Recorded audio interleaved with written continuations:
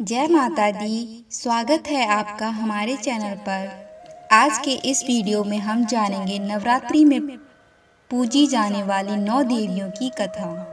तो चलिए बिना देर किए शुरू करते हैं। नवरात्रि का त्योहार, जिसे दुर्गा पूजा के नाम से भी जाना जाता है, 9 रातों तक मनाया जाता है। इन 9 दिनों में माँ दुर्गा के 9 रूपों की पूजा की जाती है। हर देवी का अपना एक विशेष महत्व और कथा है। आइए जानते हैं इन 9 देवियों की कहानी। सनातन धर्म में भगवती माँ दुर्गा, जिन्हें आदि शक्ति, जगत जननी, जगदम्बा भी कहा जाता है, भगवती के 9 मुख्य स्वरूप, जिनकी विशेष पूजा व साधना नवरात्रि के दौरान और वैसे भी विशेष रूप से करी जाती है। इन 9 दुर्गा देवियों को पापों की विनाशिनी कहा जाता है। हर देवी के अलग अलग वाहन हैं, अस्त्र शस्त्र हैं, परंतु यह सब एक हैं और सभी परम भगवती दुर्गा जी से ही प्रकट होती हैं। आज हम जानेंगे दुर्गा जी के पहले स्वरूप में शैलपुत्री के बारे में। दुर्गा जी पहले स्वरूप में शैलपुत्री के नाम से जानी जाती हैं। ये ही नव दुर्गा में प्रथम दुर्गा हैं। पर्वतराज हिमालय के घर पुत्री के रूप में उत्पन्न होने के कारण इनका नाम शैलपुत्री पड़ा। नवरात्र पूजन में प्रथम दिवस इन्हीं की पूजा और उपासना की जाती है। इनका वाहन वृषभ है, इसीलिए यह देवी वृषरूढ़ा के नाम से भी जानी जाती है। इस देवी ने दाएं हाथ में त्रिशूल धारण कर रखा है और बाएं हाथ में कमल सुशोभित है। यही सती के नाम से भी जानी जाती हैं।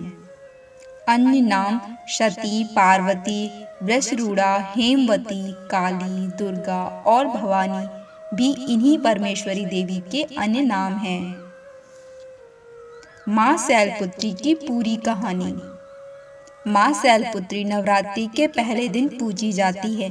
इनका जन्म एक पौराणिक कथा से जुड़ा है, जो हमें यह बताती है कि माँ शैलपुत्री कौन थी और उनका महत्व क्यों थी। पिछला जन्म, सती की कहानी। शैलपुत्री का जन्म पूर्व जन्म में सती के रूप में हुआ था। सती दक्ष प्रजापति की पुत्री थी और उनका विवाह भगवान शिव से हुआ था। एक बार दक्ष ने एक यज्ञ का आयोजन किया, जिसमें उन्होंने भगवान शिव को आमंत्रित नहीं किया। सती अपने पिता के यज्ञ में जाने के लिए विकल हो उठी। शंकर जी ने कहा कि सारे देवताओं को निमंत्रित किया गया है, उन्हें नहीं, ऐसे में वहां जाना उचित नहीं है। परंतु सती संतुष्ट नहीं हुई। सती का प्रबल आग्रह देखकर शंकर जी ने उन्हें यज्ञ में जाने की अनुमति दे दी। सती ने बिना निमंत्रण के उस यज्ञ में जाने का निश्चय किया। सती जब घर पहुंची तो सिर्फ माँ ने ही उन्हें स्नेह दिया। बहनों की बातों में व्यंग और उपहास के भाव थे। भगवान शंकर के प्रति भी तिरस्कार का भाव था। दक्ष ने भी उनके प्रति अपमानजनक वचन कहे। वहां उनके पति शिव का अपमान देखकर उन्हें अत्यंत दुख हुआ। इससे सती को कलेश पहुंचा। वे अपने पति का इस अपमान को सहन न कर पाते हुए सती ने खुद को यज्ञ की अग्नि में समर्पित कर दिया और अपने प्राण त्याग दिए। इस घटना से शिव जी को गहरा आघात लगा और वे अत्यंत क्रोधित हो गए।